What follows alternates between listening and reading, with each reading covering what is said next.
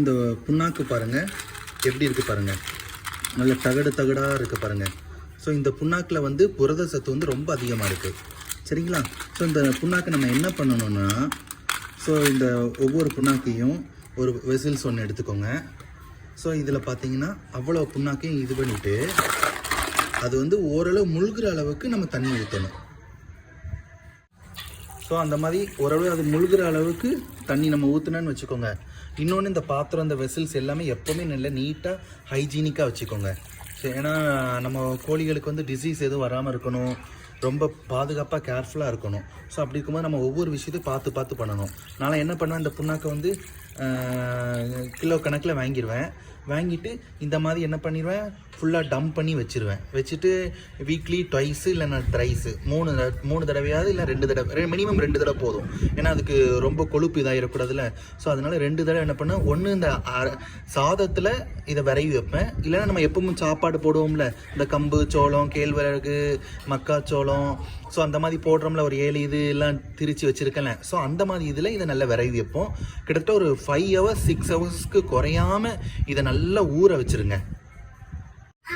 இங்கே பாருங்கள், ஒரு 5 hours கழிச்சு, ஸோ இங்கே பாருங்கள் 5 hours கழிச்சு எப்படி இருக்குன்னு பாருங்கள். ஸோ 5 hours கழிச்சு ஃபுல்லாக பார்த்தீங்களா எப்படி இருக்குன்ட்டு.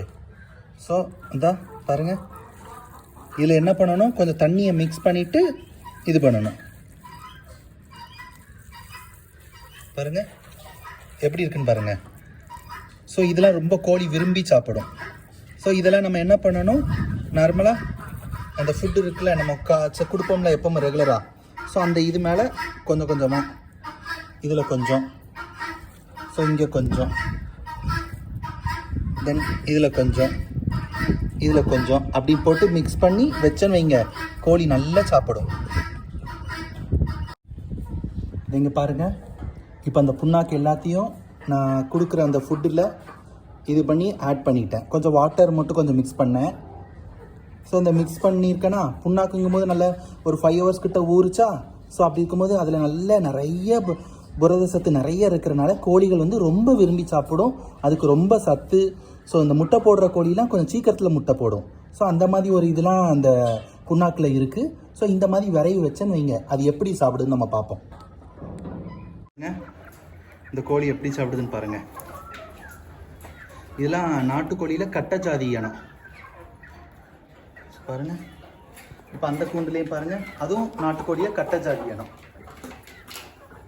ஸோ நல்ல புண்ணாக்கு. சப்ஸ்கிரைப் பண்ணுங்கள், லைக் பண்ணுங்கள், கமெண்ட் பண்ணுங்கள்.